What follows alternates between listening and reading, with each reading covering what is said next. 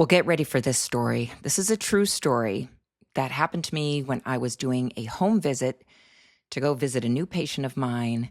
And I have never had anything like this happen since then. And I still can't explain what happened. And I really feel this is the true definition of a haunted house. Okay. Oh, by the way, hi. If you're new to my channel, I'm Dr. Andrew O'Connor. Welcome.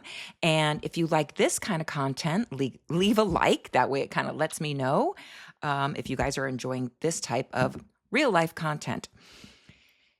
So I was assigned to go see this gentleman in his home. A lot of times in hospice, we would do home health visits.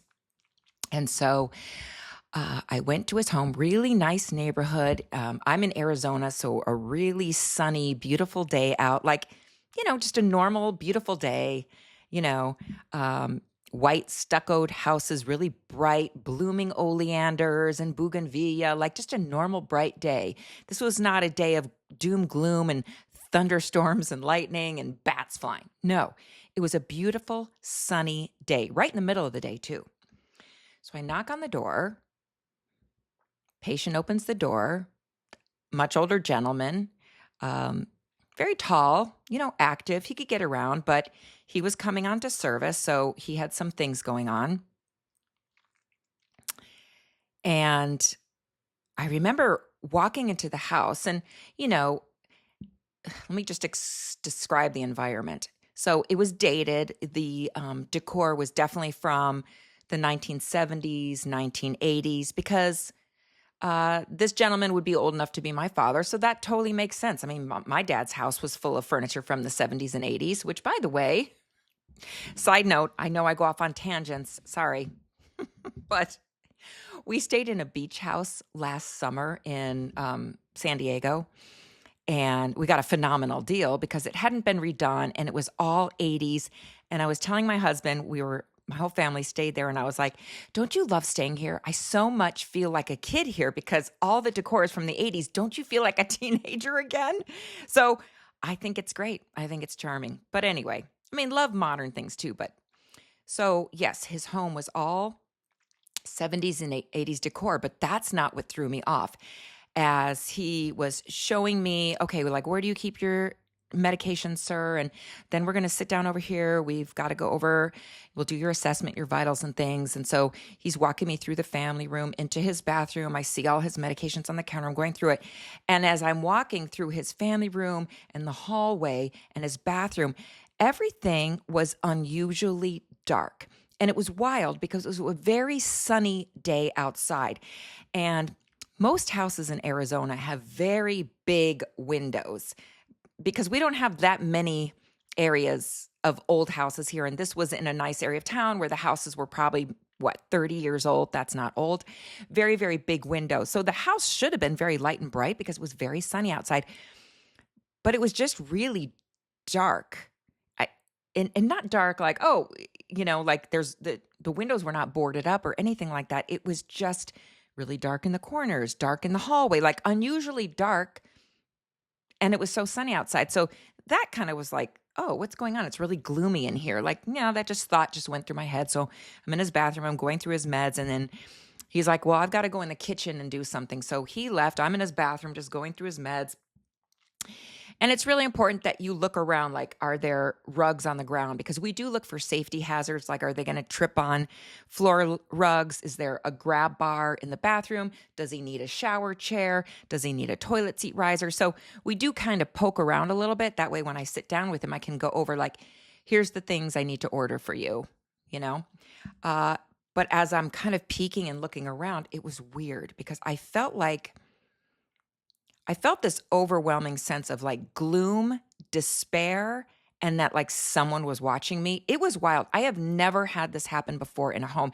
And I live in a home. I've talked about this on my other videos where there was I can't call it a murder because the person went to prison for manslaughter that occurred in this home before I bought this home. And we do have experiences in this home, but like, this home is light and bright. Like, look at how light this room is. This home is very light and bright. I've never felt this before. That feeling of kind of sadness, despair, gloom, and just this it was just weird. It was just like a sense of general unease and just feeling sadness in my chest. It was wild. So I'm done in the bathroom. I'm walking slowly through the hallway, just trying to reckon, like, why am I feeling this? And, kind of looking around and going through the hallway. I'm in the family room before I head into the kitchen where the patient was. And I'm looking around and everything just kind of seemed a little disarrayed, a little dusty, like he had given up. Well, yeah, you're coming out of hospice, but he could still get around. And he's living in a nice home. He could afford to probably have someone come in and clean his house. But that's not what was giving me that feeling of gloom and despair, looking like things were frozen in time and just not looked after anymore. That was kind of the vibe as I was looking around. So then I get in the kitchen and I'm talking to him and, looking around his kitchen, again, very dated, but again, that's okay because I find that charming. Very dated, but just not kept up. I mean, and I did look in his fridge because I got to make sure that, they can care for themselves, that they have, food. There was like a few things in there, but the fridge was kind of dirty, like no one's helping him. And I couldn't shake this feeling of doom, despair, gloom, and darkness. It was just so weird. And so we're sitting down and I'm talking to him and, he didn't seem unusually, he wasn't like inappropriately answering my questions. He was answering my questions appropriately. He was articulate. He was alert, but he did seem a little kind of depressed and down, but there was nothing I could kind of put my finger on. And so finally I asked him, I said, oh, do you have, family that comes and looks in on you, or neighbors or friends or anything? Like, who comes in and looks in on you? And he said, well, my wife just passed away last year. And, we were with each other all the time. And it was really hard going through that, losing her. And I'm really having a hard time without her here. And boom, everything clicked. I'm like, that's who's watching me. That's who's accompanying me down the hallway into the other rooms. I'm getting goosebumps right now, like thinking about it. And his sadness of losing his wife, that was his everything. Like you could tell the house was not being kept up. Everything just looked like it was frozen in time. And there was just that sadness and gloom and darkness just hanging over the house. Not outside where it was just bright and sunny. As soon as you walk in the house, darkness.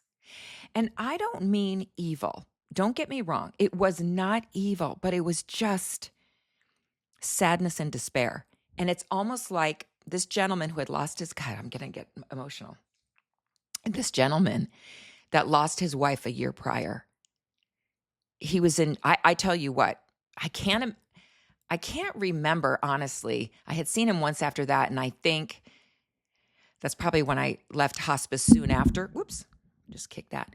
So I don't remember when he passed away or how he passed away, anything like that, because I did his first visit, and I think like one follow-up after that. So I don't know how he eventually passed and how long he was on service. But I am going to guess that he was dying from a broken heart. I know he had other things. I believe it was lungs, because we can put people on service for congestive heart failure, and there's criteria you need to meet. COPD, when you're having trouble getting enough oxygen, there's things you have to meet criteria. And I think it was one of those from what I can remember, but I think he was dying from a broken heart. It was weird too, because this is going to sound wild. If you can smell despair, it smelled of despair in the house. It's not that it smelled like something was rotting. I'm not saying that, but it was almost like you can smell the sadness and despair. It just had an odor. And it's not evil, let me just say. But I'm calling that a haunted house because here's why. Here's why that was a haunted house. I had to look up the definition of haunted. And do you know the true definition of haunted is, if someone is haunted or if a house is haunted, is extreme sadness and extreme anxiety.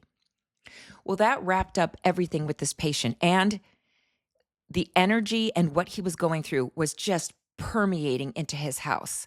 So every room had a little bit of gloom and darkness, and then the air was heavy, and you could just feel the despair. You could cut the air with a knife of the sadness in there, and it was just permeating off of him. So that house was definitely haunted. That was a haunted house if I've ever seen one. Did I see a shadow person? No. Did I see a ghost?